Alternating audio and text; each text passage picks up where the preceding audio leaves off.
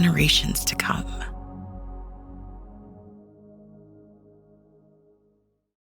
Welcome to another edition of the TDN Writers Room podcast presented by Keeneland. My name is Bill Finley, and I'm the president of the Bookham Dano Fan Club. Yes, you are.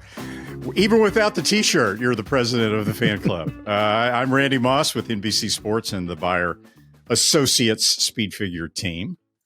Zoe Cadman here with First TV and First Racing.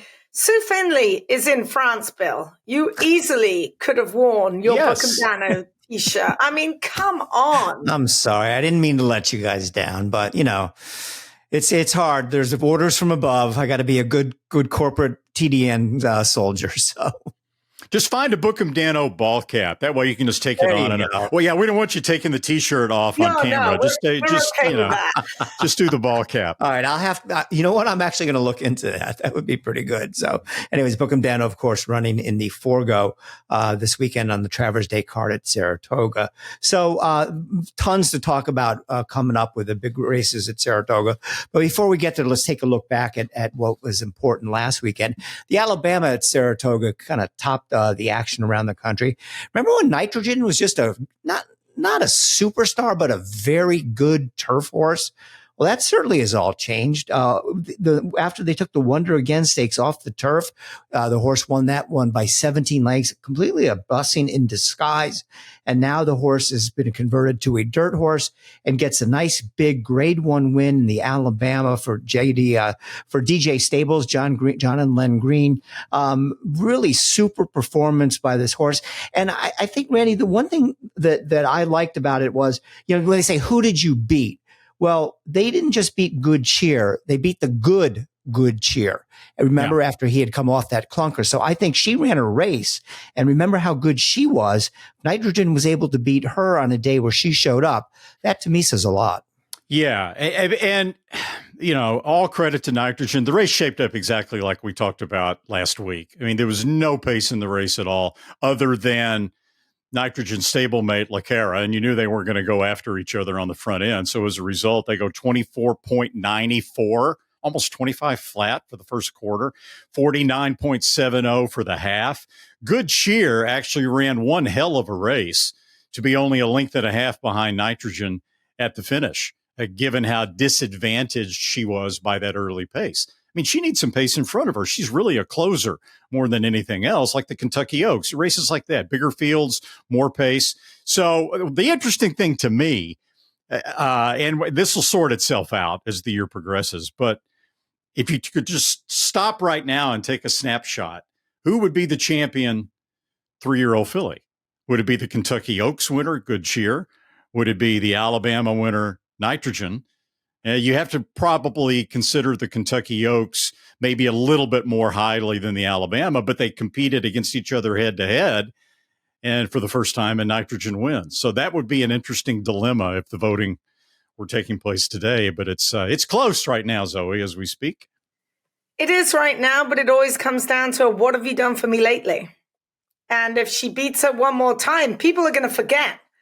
I'm sorry, they'll forget that Good Cheer actually even ran in the Kentucky Oaks. People in horse racing have very, very short memories indeed. It was only a couple of months ago that Mark Casse was determined that Lacara would take 3-year-old filly honors, and she was soundly beaten by her stablemate. It was interesting going into the first turn. I mean, really, Jose did his best effort not to go head and head with Lacara because he was 10 wide. He just floated Nitrogen wide just to stay off the stablemate. So she probably covered 5 or 6 lengths more than everybody else during that first turn. A good race. I mean, she works faster in the morning than the split halftime of 49-4. But she beat them all to the wire. She did look like she got a little leg weary towards the end of it. She was a bit wobbly going down the lane. Good Cheer had to tuck inside of her, but she beat her fair and square. And we found out this morning that Nitrogen will make her next start in the Spinster at Keeneland. I guess the other option would have been the Cotillion for straight 3-year-olds, but they decided to go to Keeneland and take on the older horses. So does that surprise you at all? No, it's Keeneland. Mm-hmm. It really doesn't surprise me. And maybe Mark's got something else for the Cotillion. Cotillion's never an easy race either.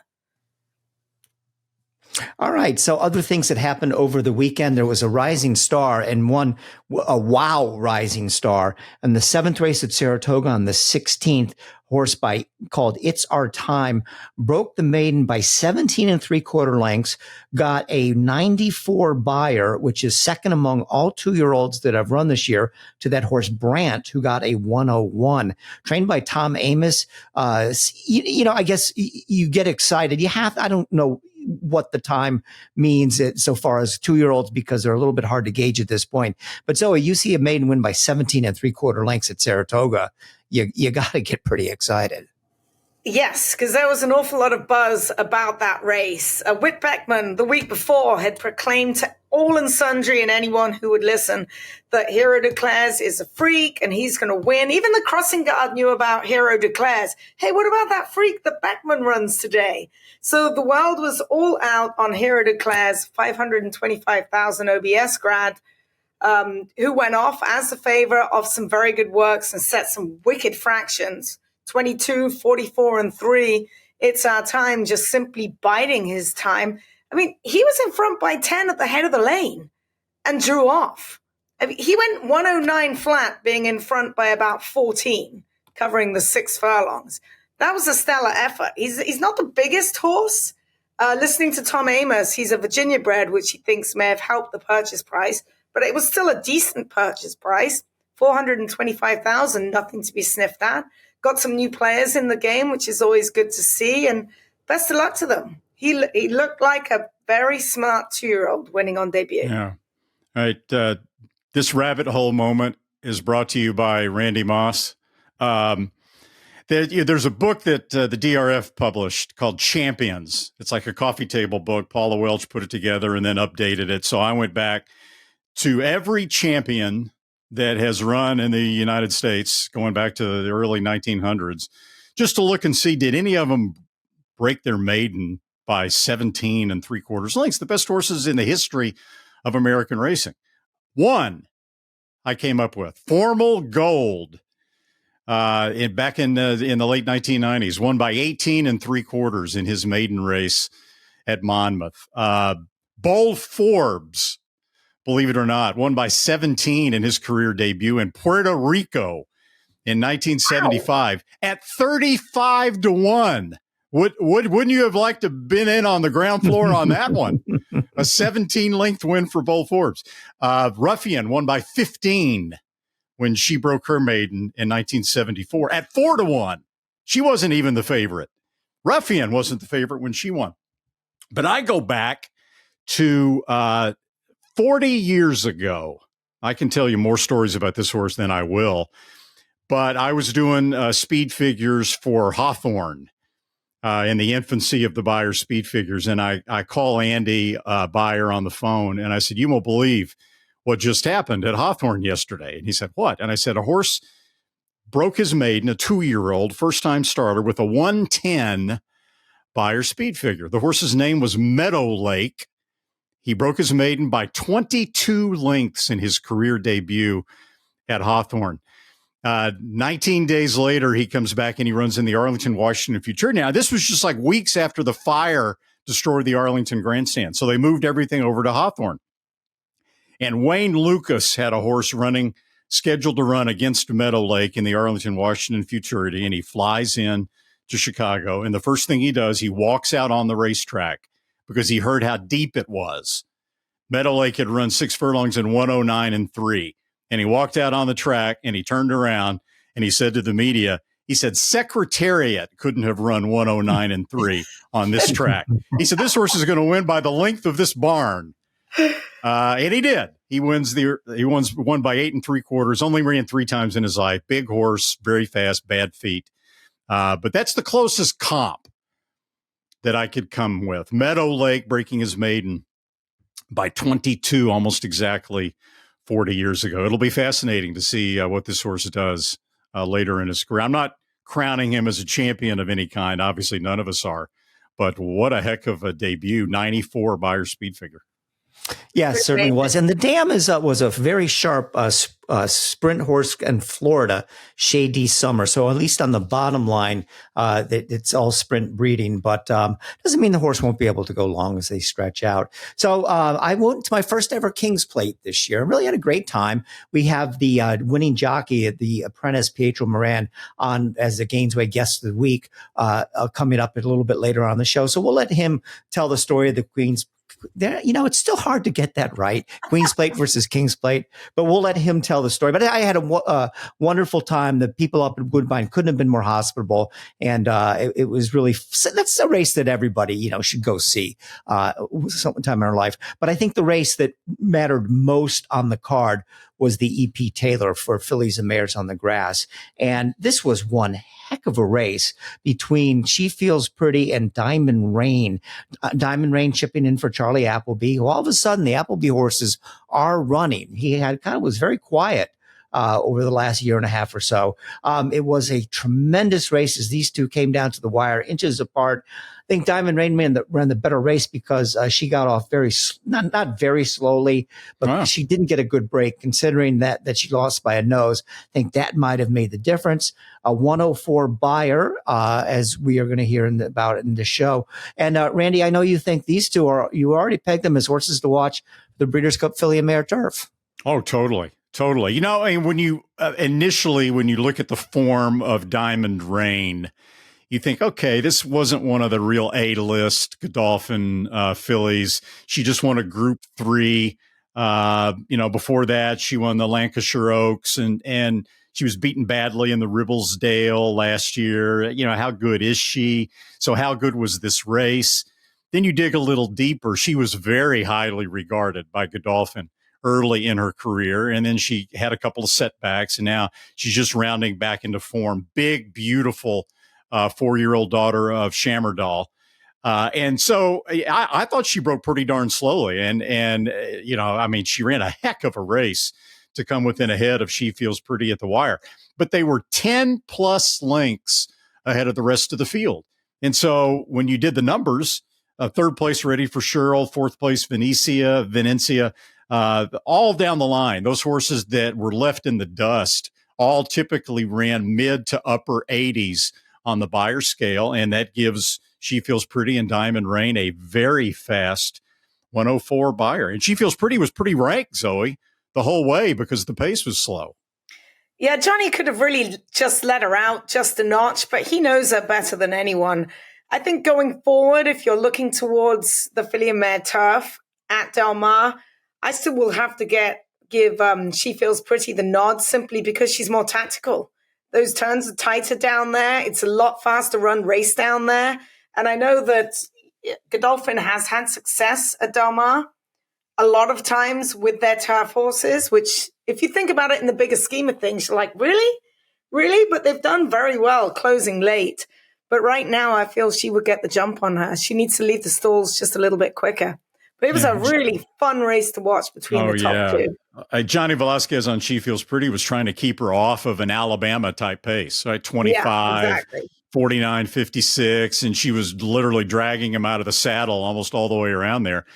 Her most visually impressive races, if you go back on her form, are when she has that quick pace in front of her. The 46s and 47s and 111 for 3/4 of a mile. And then she's got that turn of foot that's just wow. So, yeah, I agree with you. At Del Mar, knock on wood, they all make it there soundly. I think she's going to be the horse to beat probably, depending on what they bring over other than Diamond Rain. The TDN Writers Room is brought to you by Keeneland. I'm starting to sound like a broken record. Let me start again. A couple of Grade 1 winners and some TDN Rising Stars came out of this weekend's racing from around North America. These are all Keeneland September graduates. We'll lead off with She Feels Pretty, a $240,000 Keeneland September yearling. She's now won 8 of 12 races, including 5 Grade 1s. One of them, of course, was this past weekend's Grade 1 E.P. Taylor Stakes at Woodbine for Cherie DeVoe. And later in the day, Velocity upset the Grade 1 Del Mar Oaks at 35-1. She was purchased for just $27,000. And then, perhaps the best of all, It's Our Time, a $425,000 Keeneland September graduate, became a TDN Rising Star with an eye-popping 17 3/4 length debut at Saratoga. That is the 6th rising star for Not This Time, just in the past 5 weeks. Find your next graded stakes winner or TDN Rising Star at Keeneland September, from September the 8th through the 20th. It all comes down to this. Good afternoon, ladies and gentlemen. The moment that defines the year, when the world's most influential buyers gather, and every decision, every bid, every opportunity shapes the future. At a marketplace that brings the thoroughbred world together, and where futures are forged, because every moment matters. At the World's Yearling Sale, Keeneland, September. The fastest horse of the week brought to you by the fast sires at WinStar Farms, such as Independence Hall. Let's go back last week, Friday, August 15th, Delaware Park, 4th race, won by Freely Held. Skip forward the next day, Saratoga, 2nd race, won by Victory Hall. 5 hours later, Run for Justice wins the 1st at Evangeline. An hour after that, Perfect Gamble takes the 4th at Canterbury. That's 4 winners in a little more than 24 hours, all sired by Independence Hall. He was a stakes winner at 2, 3, and 4, 6.5 furlongs to 9 furlongs. His sons and daughters are winning literally everywhere. And you can look for Independence Hall's 2nd crop yearlings at Keeneland, September. Now, the fastest horse of the week we have already discussed. It's She Feels Pretty's 104 buyer speed figure in the EP Taylor. That topped the list, but not by much. The very next race after the EP Taylor at Woodbine was the Bold Venture Stakes for sprinters on Torpedo, won by a 5-year-old in a romp named Simcoe, who got a 103 buyer. So the 2 fastest buyers of the week, just 35 minutes apart at Woodbine. She Feels Pretty, the fastest horse by a nose. Welcome in now the Gainesway guest of the week, and it's the guy who was right in the center of things at the King's Plate on Saturday. Only 20 years old, still a bug, but Pietro Moran was the winning rider on board Mansetti. He's having quite a year, but I'm sure that he would consider this one of his career accomplishments. Pietro, are you still on cloud 9 right now? Yeah, I'm still, no, I still can't believe it. To win the biggest race in Canada, and yeah, I'm just still flying high. And Pietro, when you began riding pretty much full-time in 2024, you rode a couple races in 2023. If I had told you at that time that not only would you ride in the next 2 King's Plates without the apprentice allowance, of course, but you would win one of them, would you have thought I was crazy? Yeah, like I never would have thought that I'd get a King's Plate opportunity my first full year. Like, I don't know. I'm so thankful for the opportunity. Obviously, Kevin Attard has been a huge support of my career and getting me started, and he's given me countless opportunities. And obviously, my first plate was won, and now my second one and my first winner is huge. And no, I wouldn't be here without him. So let's talk about your career for a second. First of all, do you prefer Pietro or Peter? Pietro. Yeah. Pietro. Okay. All right. Yeah. Good. We got that out of the way. So you're from a large family. Your father, David, was a rider and still is a rider. You competed against him in the King's Plate.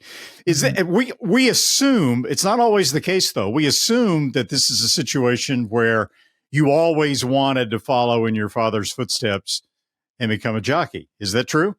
Yes. Yeah. From probably before I can walk or talk, I always wanted to ride horses and be a jockey, and I could never see myself doing anything else. And I was always just so into the game and watching my dad, and I was always just working towards getting to riding races, and slowly it became a reality. How is it growing up with 8 brothers and sisters? Are you the oldest? Are you the middle? Like, where do you land in these 9 children? I'm the second oldest of the 9 children. So I have a lot of younger siblings. And my older brother is also, he exercise rides at Woodbine for Kevin Attard. And he was actually the outrider that brought me back after winning the plate. So, yeah, it was a pretty special moment. But, yeah, it's a lot of kids, a lot of good and bad days. But, no, I'm very lucky to have them all and have their support. So what did your brother say when he picked you up? Because you would have been the first person that you really spoke to. What were his first words? Were you crying? Like, how is it? It's like winning the Derby up there. Yeah, we were just both in shock. Like, even my dad, he pulled up next to me and we were all together there. And it was just a special moment between the three of us that, like, oh, man, we did it. Like, the biggest race in Canada. And, after watching my dad for so many years, and he was just so proud in that moment. And same with my brother. And Pietro, the way the race unfolded, you rode a really smart race. You got the horse to the front. You didn't have to go too fast to do so. Was that the plan, or did it just sort of fall? Did you just sort of fall into the lead? Because it looked like the first 50, 60 yards, you weren't really pushing him to go to the front. Did you just sort of inherit the lead, or what was the plan?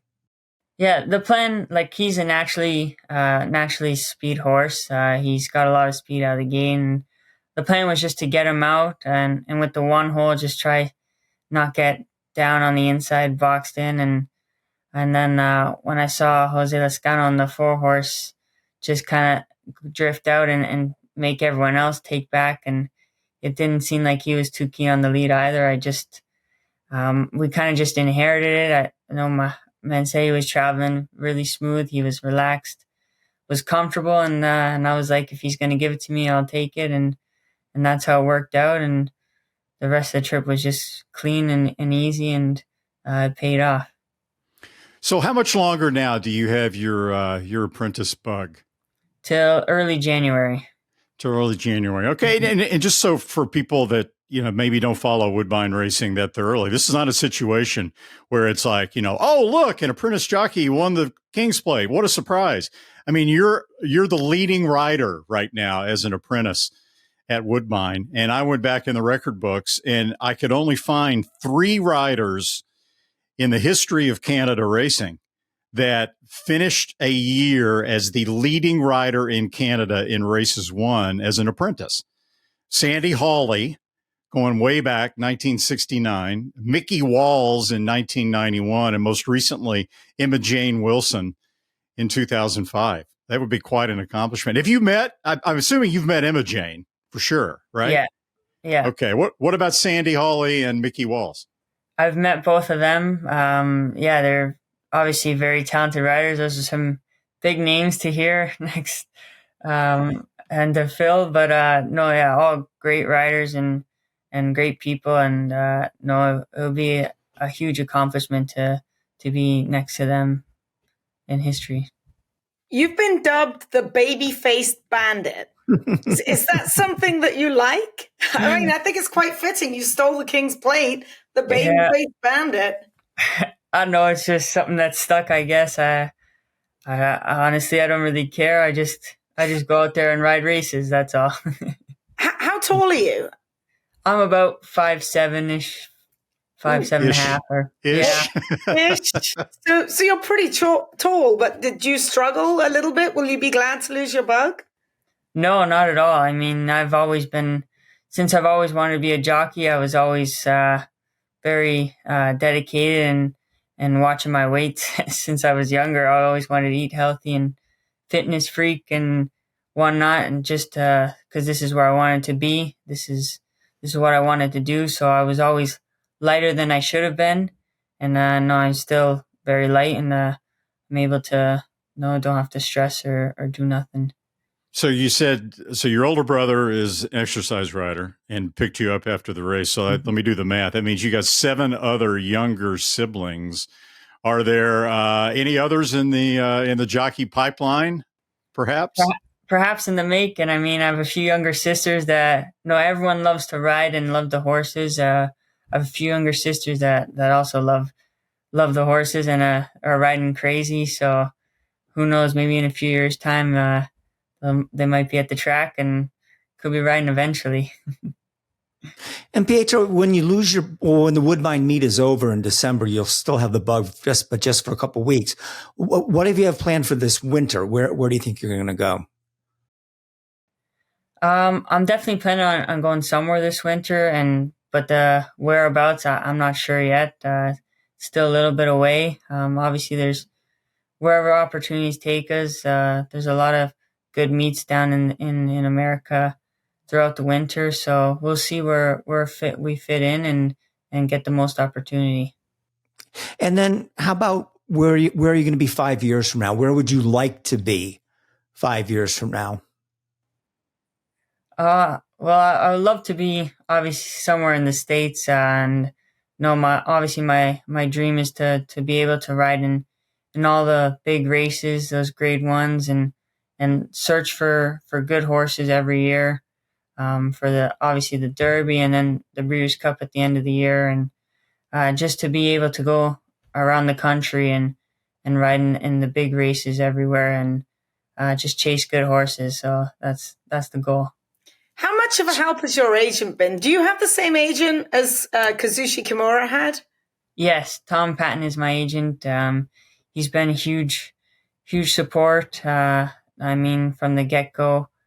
He does a great job handling his relationships with all the trainers and owners and all the grooms and hot walkers, exercise riders. Just a relationship with everyone. Everyone. It's important to get along with everyone and respect everyone, and he does that. And he respects the business, and he does a great job. And I'm very lucky to have him.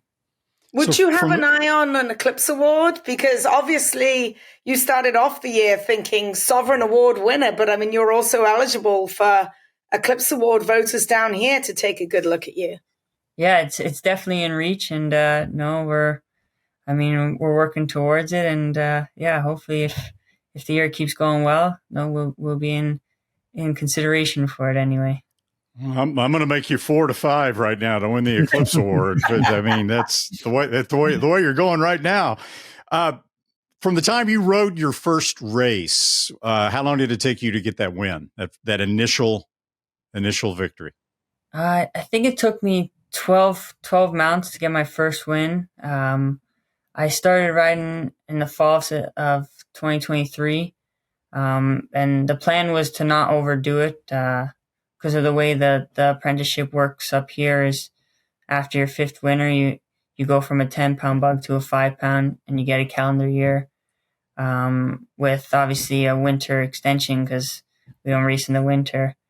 So I was just a plan to win on 4 races, get as much experience as I could.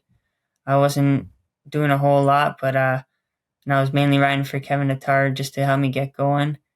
And lucky enough, I was happy that I was able to get the experience and not win 4 right off the bat and that's it, and not learn a whole lot. So I was able to learn a bit, and it took a bit for the first one, but once it came, it just kept rolling. So there's not any, at least not that I'm aware of, any jockey schools in North America. You basically grew up in jockey school as the son of a jockey. Did your success right now as the leading jockey at Woodbine, that surprise you at all, or were you expecting your skills would kind of get you there? Well, I never was expecting it, but I always thought I wanted to work hard, and I was going to work hard to get to this moment. I mean, I never expected anything, but I always thought that I could do it, and that no matter what happens, I'm going to work hard and just always try to do my best every day, and and so far it's paying off. And Pietro, with all that comes to into being a jockey and all the time it takes, wouldn't think you had time for most anything else. But I understand you're working towards your college degree, and you're trying. Obviously you can't go full time to school. But tell us more about that. What are you studying? Where are you studying? And how hard is it going to be to get through all this, trying to do both? Yeah, my parents always wanted me to finish school, which was first and foremost.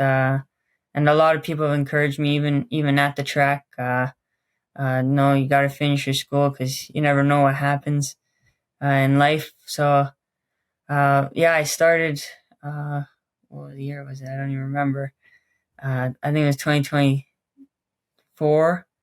I finished 2 years already, and Yeah, I'm at it's actually University of Guelph Humber, which is literally right across the road from Woodbine Racetrack. So it works out, easy, easy access. I mean, it's right across the road. So, in the fall, I'm not obviously as busy there. Maybe on the dark days of Woodbine, I go there and I have a few classes, for this fall planned. The winter, I'm not sure yet. We might have to take some online classes, but, no, I was always told, by my advisor there, who's been a huge help with organizing my schedule. No, it doesn't matter how long it takes you to finish, but that you're going to finish. So, no, and it's a program that I enjoy as an athlete. No, it helps me understand myself, my body, and exercise and everything, and also for a horse as well. You're a busy young man. So you ride against your father, right? Be honest now. Have you ever slammed the door on him during a race, or has he ever slammed the door on you? Yeah, he's actually shut me off a few times, cost me a win or two a couple of times, and I wasn't too happy about that. But no, we get along pretty good out there, and obviously, if I don't win, I hope he wins, and I think he feels the same way for me. But no, we're both big supporters of each other, but we also want to beat each other just as much. He must not have known it was you, right? It must have been like totally. He was in front and I was coming up, and he kind of just went out that little bit, closed the door on me. I had to go around him. I ended up running second, just got beat, and he ran third. So you beat him anyway. Okay. I beat him anyway, but it cost me the race. Pietro, have you ever had an instance where you had to claim foul against him? You wouldn't have there because you finished ahead of him, but if you ever claimed foul on your father? No. I haven't yet, no. Okay. It doesn't look like you would hesitate to. Yet. We've seen the highs and the lows of the game. It was a year to the date of your first ride that you actually had a spill and you broke your back. Did you ever think, what am I doing from that point? I mean, you bounced back very quickly and you got right on with it. But I mean, that's a pretty serious injury in your first year of riding. Yeah, I mean, it's coincidental that it happened on a year to the exact date that I rode my first race. But no, it never really turned me off of racing. I mean, as soon as I was in the hospital, I just couldn't wait to get back. I think the hardest part was thinking of how long it would take to get back to riding, but slowly but surely it came about, and I think it just motivated me more for this year, and also to be able to reflect on the ups and downs of the game, and just mentally how to deal with every situation. Now I'm a lot more, after a loss or a day with no wins, I'm a lot more, I'd say, cooler now than if I was last year, be a bit more disappointed. So, no, that's obviously safety is the most important, and just to go out and enjoy every day and do your best. Very good. Well, Pietro, thank you so much for joining us. Congratulations on the King's Plate win, and looking forward to seeing how your career progresses in the years ahead. I'm sure you are a TDN Rising Star, at least a two-legged one. Anyway, so Pietro, thanks so much for joining us, and congratulations once again on winning the King's Plate. Thank you very much for having me. Appreciate it. Guest of the week, Pietro Moran, brought to you by Gainesway, the home of stallion Caracante. We told you about She Feels Pretty a couple of times now in the E.P. Taylor. Well, She Feels Pretty happens to be a daughter of Caracante, who, of course, is best known on these shores for winning the 2014 Breeders' Cup Mile as a long shot at Santa Anita. But Caracante also won a classic in France, the French 2000 Guineas. His maternal grandsire is Sunday Silence. He was bred in Japan. He sired graded stakes winners on turf and dirt and stakes performers in 7 different countries. And best of all, Caracante stands at Gainesway. Power, passion, performance. The sun shines bright on Caracante. His first crops of racing age are showing brilliance on the racetrack with a high percentage of stakes winners. His versatility is evidenced by winners on all surfaces across the globe. Spandarella could not have been more impressive. She feels more than pretty. She feels fantastic. It is all She Feels Pretty. The sun shines bright on this value sire. Caraconte, standing at Gainesway. So the big race on Saturday, of course, on a huge card at Saratoga is the Travers. The card is loaded with Grade 1 races up and down. It's you have the best 3-year-old in the country in Sovereignty, but I'm having a little bit of a problem getting excited about this race, or too excited, because he just looks like, he's going to go out and do his job like he does every single time out, 2 to 5 in the morning line. And they only have 5 horses, and realistically, there's only one, Magnitude, who's an interesting contender that would have even the snowball's chance in hell of beating Sovereignty. But, do you take a horse even with his good numbers? And his numbers of late are as good as Sovereignty's, but out of the Ohio Derby, not at the Ohio Derby, the Iowa Derby, running against a horse who won the Kentucky Derby in Belmont. Bill Mott has planned all summer to get him to this race. I'm sure he's going to be as fit as can be and as sharp as can be. The Sovereignty train just keeps rolling along. Anybody think that there might be a different story? It's tough to go against him, to be honest. But let me tell you, Magnitude is a very, very sharp horse. You can go back on First TV now. He just worked an easy half in 50 in the fog over on the training track just a few days ago. His work 2 back with his gallop out was phenomenal. Probably one of the best works that I've seen from him. He galloped out like a freight train on the main track, on the track he'll be running at. Sovereignty's going to have his running shoes on to catch him. Now, we've seen him be closer to slower paces. Last time he ran, they went, crawling again, 48 and 2, 112 and 2, and he was much closer. Now, Magnitude can hold him off going 46 and change and keep going. He has the ability to rattle off 12, 12, 12. Well, he doesn't really have a good turn of foot. He can just knock off these quick fractions, and Sovereignty's going to have to catch him. He's nothing. He's not to be sniffed at, is Magnitude. Yeah, that's your race right there. He's got the number 1 post, bracket busters right outside of him with a little bit of speed, but not, I don't think he's got Magnitude's level of speed. Ben Curtis, just jacks him to the front, and that seems to be the way he wants to be ridden. Yeah. And but Sovereignty, look, he's a deserving heavy favorite. He's a beast, right? We do this poll every week. It's a Breeders' Cup Classic poll, I think it's called. And right now I've got Sierra Leone 1 and Sovereignty 2, but I could go either way with that. It's like this far apart, I think. Sovereignty might be just the best horse in America, period, on dirt at 1.25 miles. But it'll be a fun race to see if he can, again, do what he's been doing and run down a horse like Magnitude. And Zoe, it seems that Ben Curtis made a big difference on this horse when he got the mount for the Risen Star. That's when he won by 9 and change that big race, and then he came back and won in the Iowa Derby. He is someone from your country, a Brit. Tell us more about the Ben Curtis story, because he doesn't ride very much for Steve Asmussen. He rode him at the fairgrounds, and that's kind of where they first hooked up. In fact, it was funny. I was talking to Scott Blasey on the rail, and I just wasn't thinking. I'm like, who's riding him? He's like, well, Ben, of course. Why would we take him off? He's like, he's just going to go, and he's going to ride him. Ben came over a few years ago and spent a couple of winters in New Orleans and did really well. He was like 2nd, 3rd, leading rider. He got hurt. He was supposed to ride. He actually did wind up riding Whit Beckman's horse in the Derby. He got hurt a couple of months before the Derby and was knocked out of a couple of the preps. But he's a good rider. He's a very strong rider. And he's not scared to take the lead, which is exactly what Magnitude needs. And he's going to go as fast as he can for as long as he can. Yeah, if you remember the narrative on Risen Star Day, when this horse really, stepped into a different league, was that it was a biased racetrack. It was a very, very speed and rail biased track. And Asmussen and Ben Curtis in the paddock were on the same page. He had the number 12 post position in a 12-horse field. And the strategy was, we got to get to the rail. Just jack him out of there and take the rail if you can get it.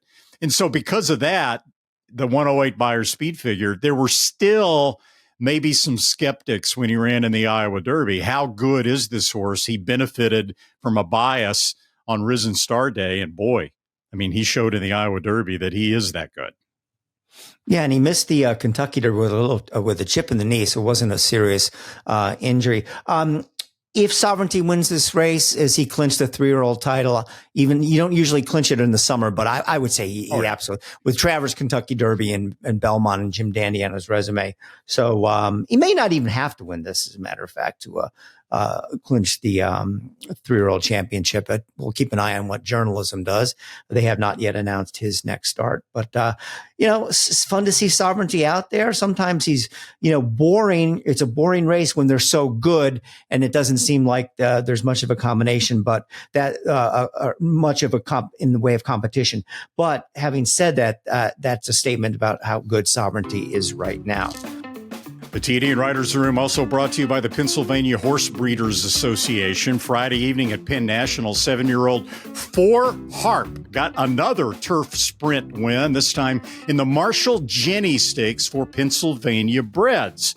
For Harp was bred by St. Omer's Farm. Congratulations to his owners, LC Racing, James Bonner, and Wellesley Stable, and to trainer Butch Reed. The Marshall Jenny is a $75,000 stakes, part of the millions available strictly for PA breds during 2025.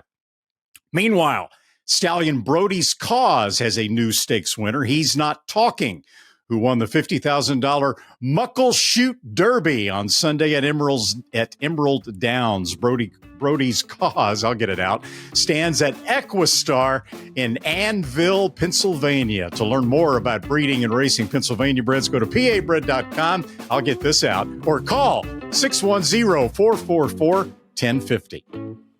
The Pennsylvania breeding program is the best program in the country. The Stallion Awards, the owner bonuses, also the restricted races and the stakes races for Pennsylvania breds. This year, 8 breeders are on track to earn over $200,000 in breeders' awards, and 2 could hit the $1 million mark. We have the best program in the country. Take advantage of the fantastic program that we have. Learn more at pabred.com. With some of the fullest fields in the country and quality racing year-round, there's never been a better time to reap the rewards of breeding and racing in Kentucky. Purse money in Kentucky is at an all-time high, as is average purse per race, outpacing California, Florida, and New York. Kentucky breds. Breed them, raise them, race them. We all win. The TDN Writers Room brought to you by Kentucky Breds. That cast a pretty wide net. It's a little hard to narrow this down every week. Let's see. She Feels Pretty wins the E.P. Taylor for Lyell Stables, Roy and Gretchen Jackson of Barbaro fame. Trainer Cherie DeVoe, breeder Payson Stud. Nitrogen gets her first Grade 1 dirt win in the Alabama, owned and bred by DJ Stable, trained by Mark Cassie. Velocity wins the Del Mar Oaks on turf. That's a Grade 1. She was bred by Peter Blum Thoroughbreds. Now she's owned by Team Journalism, Eclipse Thoroughbred Partners, trainer Michael McCarthy. And, of course, this week, a field of 5 going to Travers. All Kentucky breds, topped, of course, by the Godolphin, owned and bred Sovereignty, trained by Bill Mott. All right, so we're going to go now and look at the other big races on the Saratoga card. And you got a bunch of Grade 1s. And in the personal ensign, Torpedo Anna is the story in there. By the way, Randy, did you see that they sold a half interest into Torpedo Anna to Hillendale and Marshawn Lynch? Yeah. So you're our football expert. Zoe's our expert on 18 other things. You're our NFL expert. Tell us about the Marshawn Lynch story. No comment. I'm not a fan. Yeah, he has rubbed a lot of people the wrong way over the years, hasn't he? Yeah. I'm a fan of his as a football player. He was a hell of a football player, right? But I'll stop there. All right, so he will not be appearing on our podcast. Let's put it that way. But anyways, it was interesting. Guys, I'm going to pick against Torpedo Anna in here. And I love her to death. She's such a cool horse. But the thing I don't like, and I'll keep this, before we move on to Zoe, I'll stay with Randy on this. First of all, she had that race in the La Troyenne where she didn't run very well at all. Then she came back and won the Fleur de Lis. But she was faster as a 3-year-old than she's, for the most part, running now as a 4-year-old. I always take that as a bad sign. And she's still very, very good. She probably will win this race, but I don't think she has improved from her 3-year-old year. And if she hasn't, she might be vulnerable, Randy. Yeah. I mean, the Travers is a one-off. I mean, they ran a hole in the wind that day at the Travers when she almost beat Fierceness. Other than that, she's running at least a race in the Fleur-de-Lis about the same, basically, as she was running last year. But you're right. I mean, she hasn't taken a step forward necessarily. She deserves to be the favorite here, but tell you what, when she gets out to Del Mar, if she gets out there for the Breeders' Cup Distaff, it's the water's going to get a little deeper than it is here in the Personal Ensign, even though this is a Grade 1. Not a terribly amazing race. She's a horse to beat without question. She's got this. She's got heart. And I do have to say that her last work was good here on the training track just a few days ago. So that's very encouraging to me. I like Leslie's Rose for Todd Pletcher. She's yet to cross over the 100 by a speed figure mark. She's a 4-year-old by Into Mischief. I really liked her last race at Saratoga, taking down the Shuvi.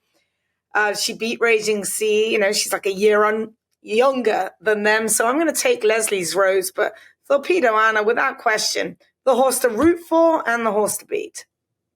So just if you're keeping score, I'm going to take Leslie's Rose as well. That'll be my pick in here. 10th race on the card is the Alan Jerkins Memorial. This is something you don't see every day. Bob Baffert has 3 horses in, so it must be a race at Del Mar, right? No, he has shipped 3 horses in for this race. And they all have a good chance. This race every single year comes up just dynamite. But I really like Barnes in here. And first of all, I guess it doesn't really mean that much right now, but remember, this is the one they spent $3.2 million on. And after winning the San Vicente, you think, well, this horse is going to be a top contender for the Kentucky Derby. Well, San Felipe is beat by Journalism. We know how good he is. And then he really stubbed his toe a little bit in the San Anita Derby. I think it's obvious what happened to this horse. He didn't want to run that far. Even though his race in the San Felipe was very good, his races before that, he was undefeated in the 2 sprints. I think Baffert is signaling that he's going to turn this horse into a sprinter, and that the Breeders' Cup Sprint would be the main goal for him, as opposed to the Breeders' Cup Classic. But then there's so many good horses in here. This is a great race. It's going to be fun handicapping it, but I think they're going to get some of their $3.2 million back in the Alan Jerkins on Saturday, Zoe. It's a good race. It is a very good race. Mm-hmm. You've got a Grade 1 winner on the rail. That's Patch Adams. He ran a 99 by a speed figure. He's not to be sniffed at. Middle of money. It's not often you see Bob's horses bounce. He's not a shipper to Saratoga. He's been stabled here since he broke his maiden. 100 by a speed figure on the 3rd of August, and they're running him right back. He's been training forwardly here. He'll get Rosario. Barnes will much prefer 1 turn. Chancellor McPatrick, he was all out to win the restricted. Kernan, I like Verifier in here for Resolute Racing. 3 for 3 on the year. He was $1 million 2-year-old at the OBS March sale. He's been training very well. He's a half brother to a TDN Rising Star and Golden Tornado, who won here at Saratoga just last weekend. Smokin' Wicked's been working very well up here for Dallas Stewart. He just took down the Amsterdam. So if you're looking as a betting race, this is an excellent betting race. And then Captain Cook on the outside with the blinkers off for Pletcher. It's an excellent betting race. Yeah. I agree that Barnes is probably the horse to beat. When you go back in the San Felipe, you'd remember he gave all Journalism could handle. And then it was 9.5 lengths back to Rodriguez in 3rd, who came back in his next start and wins the Wood Memorial. So, and that was at a distance that may not be Barnes's best. He may be better around 1 turn. Last time we saw Barnes, he was trying to run interference for Citizen Bull in the Santa Anita Derby, trying to mess with Journalism a little bit there back in the pack.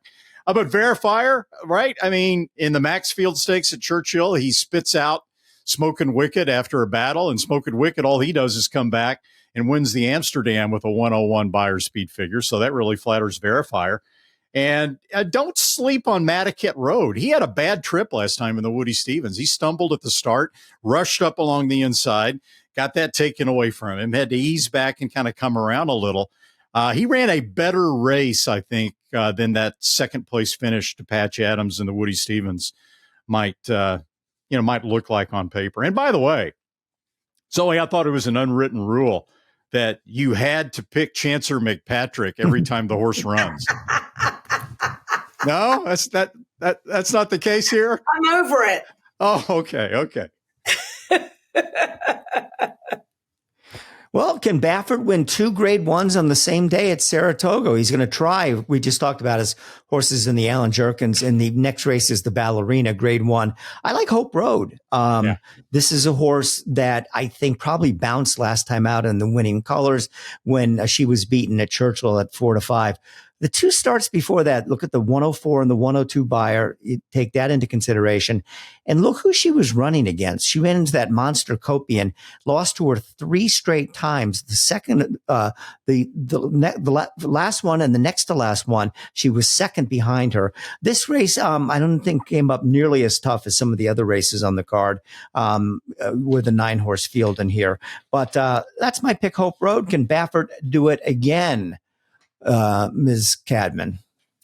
You got to root for her. It's not often you see a filly of this quality out of a Breeders' Cup winner or grade 1 winner. Marley's Freedom, owned and bred by Cicero Farms. So wishing Ron and Barb the best of luck here. She gets a good draw on the outside. She's a fresh filly coming in, comes in with bullet works of Bob from Del Mar. So without question, she's the horse to beat.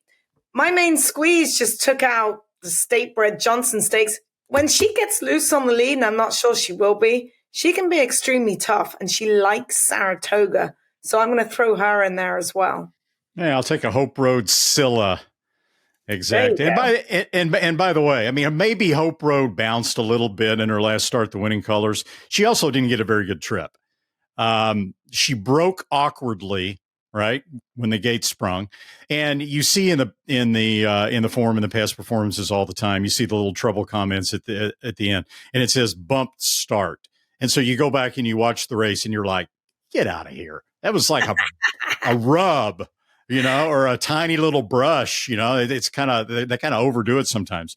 This one, after she broke a little awkwardly, was a legitimate, solid, sound bump. She and a horse named Benedetta came together really hard. And then at that point, she rushed up toward the pace. Well, they went in 21.14 for the opening quarter at Churchill with the big run up. But still, I mean, she really expended a lot of energy in the first part of that race after the slow start. So I can give her that one. She was also running against a very, very good horse in Too Sharp, who's sidelined and won't be in this race, obviously. But yeah, I like Hope Road as well. All right, so let's turn to the forego now. Gee, who do you think Bill Finley's going to pick in here? And I try to make, I try to have fun with this whole thing. Bookham Dano was New Jersey bred. I live in New Jersey, and I know a lot of, New Jersey people. And it's been such a tough go for them over the last couple of years because the Monmouth only runs a short meet, and there's not any slot machine money or whatever. So to see a Jersey bred be this good, and this is as good a Jersey bred as we have seen in a long time. But now you look at the Alfred Vanderbilt, where he ran a 111, and which was a sensational number, as best of the year. Now he comes back in the forego, and normally I'd look at a horse like this, and I'm going to pick him. He could be running against Man of War. I'd pick him. Doesn't matter. But he's going to bounce off the 111. Maybe that's something to worry about. Randy, I don't think he's going to bounce. I think that's how good he is. Yeah, I think he's a 111 horse now. Oh. I think he will win. And I think your figure, when we're talking about it next week, will be in that 110 to 112 range again. I just think he's that good.